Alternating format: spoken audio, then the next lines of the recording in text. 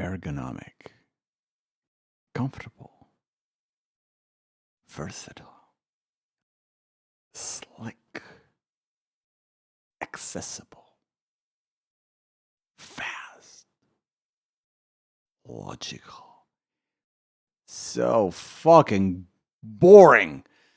Man, I hate modern bass designs.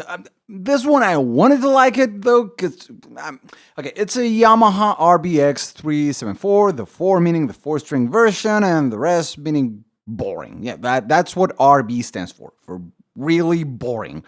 Modern bass designs are so boring. I do want to like them though, because as a concept, they do make sense, and because there has to be more to music than the same tired 1950s ideas.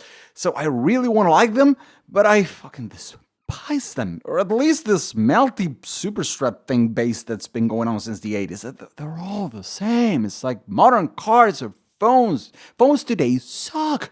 They're all the same. Not saying I want to attempt to browse Reddit on an old Nokia 3310, but that was the sign. Nothing inspires like an old Nokia phone anymore. Like those old hunks of shit were just fun to look at. And no amount of internet political argument-induced titillation will ever match the rush of pressing play on a Sony Ericsson W380. My wife had one of those. Or, oh fuck, the W600 Sony Ericsson Walkman swivel phone. Oh man, that was also the time when Motorola could do no wrong. Ugh. But then along came the fucking iPhone. Ugh, iPhone, the Ibanez Roadstar of phones. Ibanez ruined it. They did great with cementing the idea of the Superstrat. They should have left it at that. But nope, they had to have the Roadster 2 bass. And shortly after came Yamaha with the MB series, and Ibanez responded with the SR, and here we are. Should have left it at that, but they didn't, and they created this copy-pasta genre of bass that has less arousal power than Mike from HR trying to pick up an intern or the printer or the Christmas party. There's nothing subtle about, can you come to my office? I'd like a moment to discuss your performance. Don't even have an office, you generic creep. Oh yeah, generic bass. Sorry.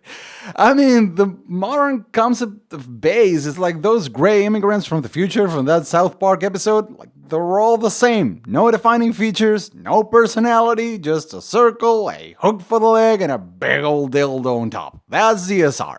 Or the RBX. They don't even have proper names, and I can't even remember which one I'm reviewing at this point. Does it matter, though? I mean, it's the same bass. See? Same bass. Same uninspired blob, and the headstock has got to be related to a bar of soap in some way, like Warwick's. Ugh. Oh, and slant the tuner's back a bit. That's top of the line ergonomics right there. Ooh, look at me, I'm fast. And what kind of a pretentious asshole plays a 24-fret bass anyway? Fact, no respectable bass player goes above the 12th fret. Unless your name is right atop of the marquee, in which case, let's face it, you're just a guitarist with very thick strings. So, is your name right up top of the poster? Nope.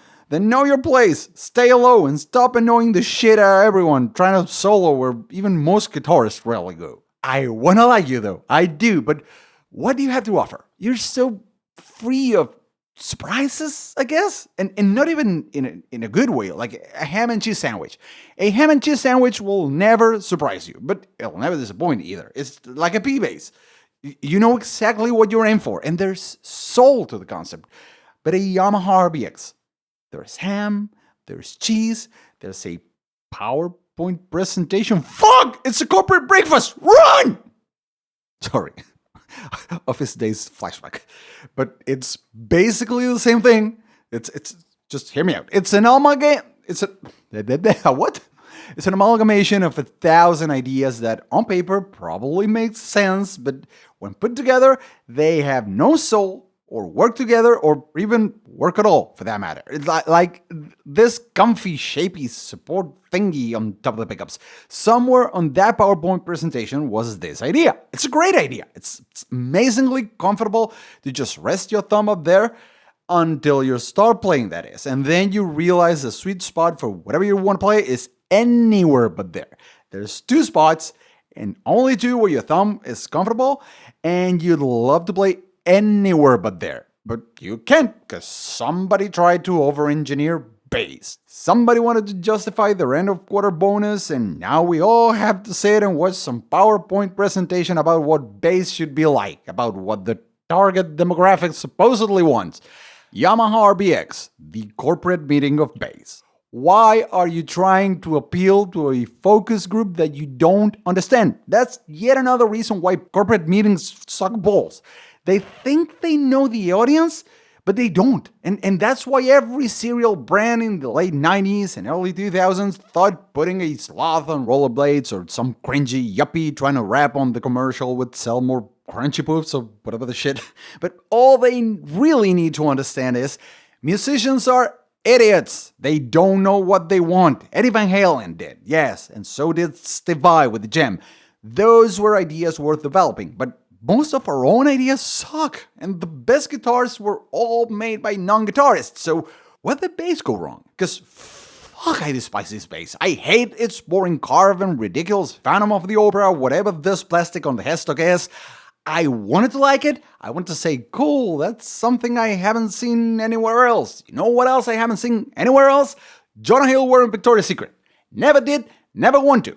Same with this dumb hunk of plastic. Please make it go away. I do like the improved upper fret access, and the kind of round neck profile is interesting with its jazz bass like 38mm nut width, but with a chunkier than expected round profile. It's like a jazz precision vintage Telly hybrid, although I infinitely prefer the feel of my own precision, or jazz, or any Fender style neck ever, really, but that's just taste.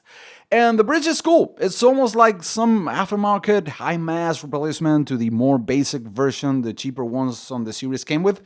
And the truss rod adjustment at the bottom of the neck might also be a positive, I guess, or maybe I'm just bored.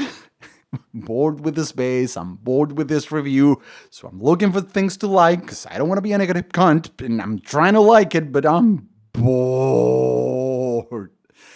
And can bass get any more boring than randomly dropping two big-ass humbuckers in a couple whatever places that may or may not be described as bridge and neck positions?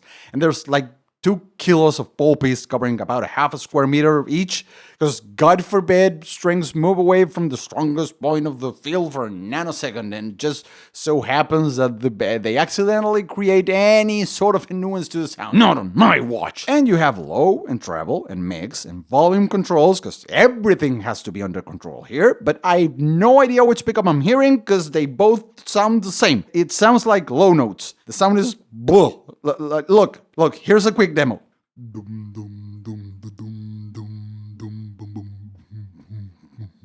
See what I meant about over-engineering bass? About trying to cram all the improvement ideas from the corporate meeting into one extremely polished and logical design? Where's the character? Where's the thing that makes it likable? It was murdered by perfection. Perfection feels so boring. Perfection doesn't feel. Same reason why no fancy ergonomic guitar will ever be as loved as the backwards design that the Les Paul is. The Les Paul is shit in almost every aspect, but I would never trade my Les Paul for the cold embrace of comfort. Well, I'm sorry I had to bring guitar into a bass review, but I'm yawning at my own thoughts here. You didn't hear me mention guitar once with the P-Bass review, did you? But that's because the P-Bass gets it. The P-Bass is the real ham and cheese, and nobody doesn't love it. And it was made by an accounting major, not a bassist, but a good old numbers nerd. And he did better than any of you ever will. Yeah, you will never match him. How do you like them apples? You know what? Just maybe, bassists do deserve some of the bullying they get. Why did you allow this to become popular? You need to be taught a lesson. Guitarists at least have the balls to reject the Parker Fly, even if it weighs 2 pounds and has a bunch of other fancy features that musicians think they like. They don't.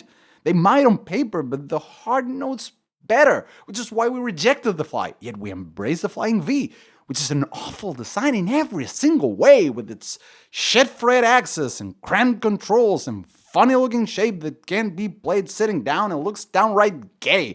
I'm sorry all of you Albert King fans and wannabe rocket dudes with a custom bike and 2 warehouse jobs, but the Flying V's gay in the same way animal print leather pants were gay.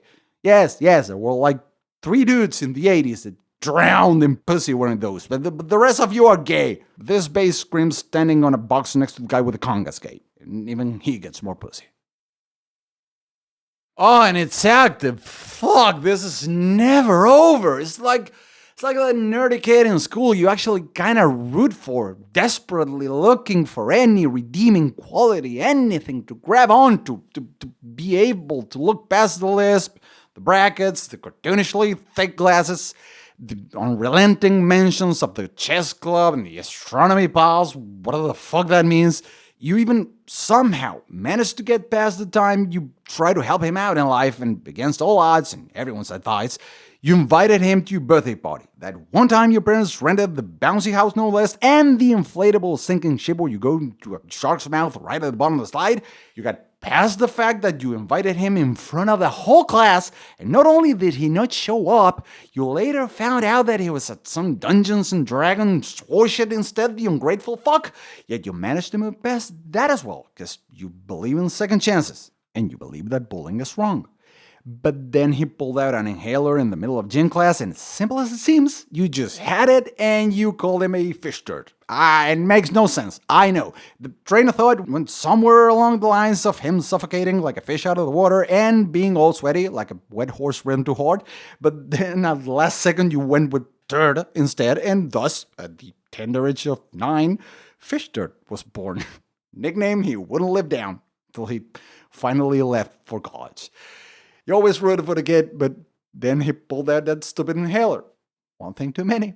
Same with this bass being active. It's not even the least obvious thing. I should have probably started there, but I was rooting for it. Not anymore. Active. What's with the tents? Ugh. This bass is now known to me as Fish Turd. Have a nice week.